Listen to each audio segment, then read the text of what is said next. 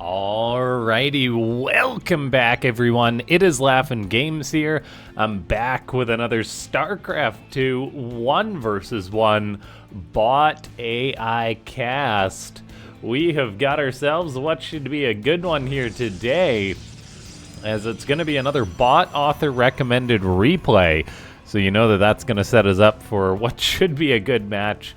And we've got a very good bot in the top left. It's going to be Deimos taking on another good bot. It's going to be Mulebot, a bit more of a wild card. And this is actually a bot author recommended replay, apparently where Mulebot goes for no economy. So if you're going to be going for no economy, that basically means you're going to be cheesing the bejeebus out of your opponent. However, it is an interesting approach because to build zero, there's basically no rush in StarCraft 2 where you build zero workers at all. But that is what Mulebot is going to be trying to do here today. It means the rush is probably going to hit a little bit harder and faster, but then quickly fall off, I imagine. And Mulebot is actually still mining gas as well, so I'm not sure what the gas is for. We also have the proxy being scouted by Deimos. This SCV, interesting programming, is programmed to just pull off the line, fight the probe, and then, or get a stab and then go back to building. Now, looks like we've got a bunker going on up for Mulebot, some multiple Marines being produced. Already out of those very quick racks, Deimos is taking this seriously, though, pulling many probes off the line to start zapping down that bunker, not targeting down the SCV, unfortunately, but it looks like this is still enough to actually cut through that bunker. At the same time, a Marine shows up, realizing he's got to battle like 6 Tazy boys. His friend comes. However, one of the Marines is very injured, the other is also now very injured, so those probes are just collecting skulls as they kill one Marine and almost get the other. The SCV, however, did complete the bunker and is actually building that. The Marine hops into the bunker, so all of a sudden those probes are really regretting their choices as Mulebot's bunker rush is getting off. Ladies and gentlemen, make sure to go ahead and click that like button if you haven't already. Leave a comment down below saying more bots if you want to see more dirty bot cheese like this. Deimos is in a bit of a rough position right now, the Protoss bot. It doesn't have any units yet. It's building its first Adept, and so it's going to have that to potentially try and hold the line. However, many probes are caught outside the base. We can see them trying to pad by, but then they're like, wait, no, there's a bunker there. So that's not ideal. Now, Mulebot, it is still producing just Marines. No more SCVs have been made. This Terran bot is literally just one basing it to the max. All this gas was mined. That was so it could build a factory and presumably make a siege tank behind this. Now, Deimos is very good with its Adept, so it's sending one across the map, and this could potentially cause big problems for Mulebot, as one Adept in your mineral line can, well, it can kill basically all your SCVs if you're not careful. A Stalker is microing against the Marines. A tank is building, though, for Mulebot. That's really going to complicate the defense for Deimos, depending on how the micro is. The Stalker is doing a great job engaging these Marines, then disengaging without taking too much damage. However, once that tank is out, that definitely will change. Still, though, incredible value from the Stalker shooting the Marines of Mulebot, which are kind of just being leashed back. The thing is, with Stalkers, they can micro against Marines indefinitely. Mulebot, though, is not interested in waiting as it's just charging on in. There's currently only 7 Marines, though, versus a battery, an Adept, and 2 Stalkers. The tank is coming forward. We'll see if it's going to siege up or not. It's fighting that one Stalker on the low ground. Still no sieging up, though, and it looks like Mulebot's no economy attempt may be falling flat a little bit here, as it simply doesn't have that much production. Constantly short on money, mining lots of gas though, and it also has a very lazy SCV.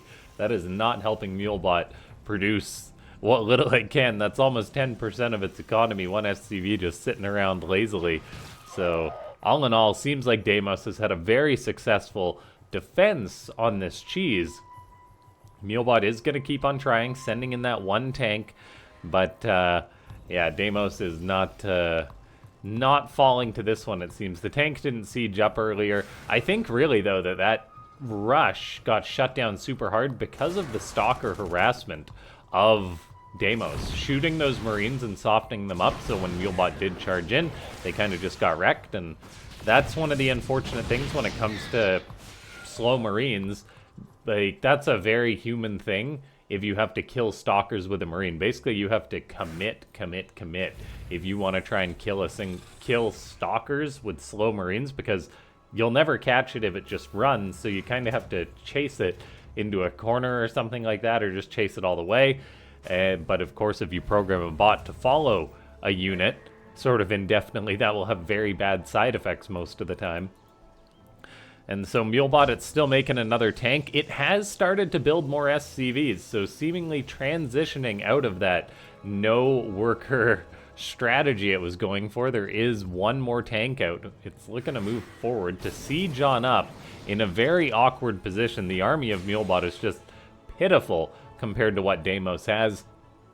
Meanwhile, Deimos, it is producing that Nexus, a very delayed expansion, but a proven method as far as playing Protoss. Just defend the cheese, then get up the Nexus. You probably won't be too far behind, as Deimos has got incredible mid-game macro. This SCV for Mulebot, I think this is something we've seen quite a bit from this Protoss bot, like an idle SCV. That definitely probably hurts its win rate a little bit. I imagine we do have a command center now going up for Mulebot. If Deimos decides to move out anytime soon, though, the Terran bot will just be absolutely dead. There is another tank rolling forward. We'll see what it's going to do. It's in trouble, however, it's baiting Deimos into the other tank. The other tank is like, thanks for that, man, though, as it is just going to get destroyed. This one tank is running away. Mulebot would have been much better to use those tanks defensively. Instead, they just go down. We'll see if there's going to be another tank produced that maybe goes home to defend. The Terran bot is still just producing single marines and rallying them in, though, so it doesn't seem to have adjusted its objective, which is just to attack. That command center is on the way up, though, so Mulebot's, like, it does have the potential to play this game out macro-wise. Not that that's an easy thing to do against Deimos whatsoever, so I am somewhat concerned, as it does seem Deimos is starting to move out. It's like, huh, what's that barracks doing there? As it's going to kill off that tech lab, kill off the barracks just almost so quickly. Those immortals deal so much damage. One tank is going to siege up, start getting some shots off. However, Deimos is not a scaredy cat. It has no problem taking care of a single tank out on the map, which really speaks to the micro of the Protoss bot. Mulebot behind this, it's going to have another tank out in a couple seconds. However, it will probably just die on spawn, and that's exactly what happens. And so there's really just nothing going on for Mulebot. The Terran bot builds 2 more racks after all the other ones are dying. Deimos, interestingly enough, just seemingly cleaned out those bases and then is going home. Mulebot is just ridiculously far behind right now, though, as the Terran bot has 27 supply against 94. A little bit of a supply block on Deimos. However, it quickly resolves that, so nothing too significant. Protoss bot is getting up its 3rd base. Deimos has got absolutely nothing back at home. If it had pooled those tanks, it could have played this game out macro-wise, but obviously that's not what the bot author is intending by programming a cheese that goes for no workers whatsoever. There's now an adept inside the mineral line, while inside the main base, just going to be able to start hunting SCVs. How many kills does this adept have? 13 kills. Very impressive, and I think Deimos is coming in to go for the curtain call, which I think means that that we're going to be having a 2-part video here, ladies and gentlemen, as I do like to cast some of the cheeses in shorter games on this channel. This was a bot author recommended replay, something interesting to show ways that you can program in StarCraft 2, but I think most of the time it's worth it to at least make that initial few SCVs or workers before you go for a cheese. Deimos, not one to dilly-dally, is going to clean everything out. This adept is up to 18 kills, which is no small amount, so well done for that. Mulebot will just crumple here, so stay tuned, don't go anywhere, and I'll find us another match to cast featuring some of these bots. That is going to be that. Alright, here we are for our second match. It's going to be the best of both worlds here, as Xena and negativeZero are going to be taking each other on in this match. I thought, I kind of want to cast a Xena match, but then I thought it might be cool to explore another negativeZero match, so best of both worlds here. As I think we mainly have explored negativeZero in against the more macro bots, whereas now we're going to be seeing it against a potentially cheesy Zerg, as Xena is known to be a very, very cheesy bot. There's no doubt about it, playing random and playing true to that name. We already have got a very early spawning pool on the way up for the blue Zerg. And then negativeZero just going for a probe scout to start this off. Says random Zerg, tag Zerg1 base. So having some programming to check out this kind of thing. Then the movement of negativeZero's probe, something very cinematic to watch as it goes about its business. Checking out the space, saying 12 pool scouted, and thus opening up with double gateways. Extra pylon going up inside the main base, presumably gonna chrono boost out a zealot or something in order to respond to this, as Xena is just going for what looks to be a good old-fashioned Ling rush. So that's very cool. We'll see if the Zerg bot is gonna throw up a third hatchery behind this, just so it has that extra larva, as you are limited as Zerg. And no, the answer is absolutely not by Xena.